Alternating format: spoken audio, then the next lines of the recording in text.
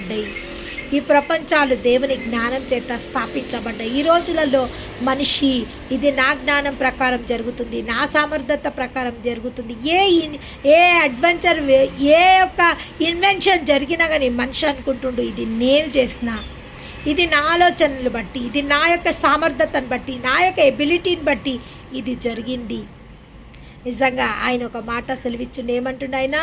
సోదెగాండ్లని వెర్రివారిగా చేస్తాడంట, జ్ఞానులను వెనుకకు దులిపి వారి విద్యను అవిద్యగా చేస్తాడంట. జ్ఞానుల విద్యని అవిద్యగా చేస్తాడంట.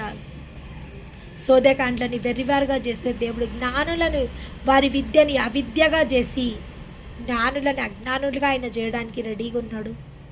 అందుకే ఎప్పుడు కానీ మా శక్తిని బట్టి కార్యం జరిగింది, మా బలమును బట్టి కార్యం జరిగింది, మా వల్ల.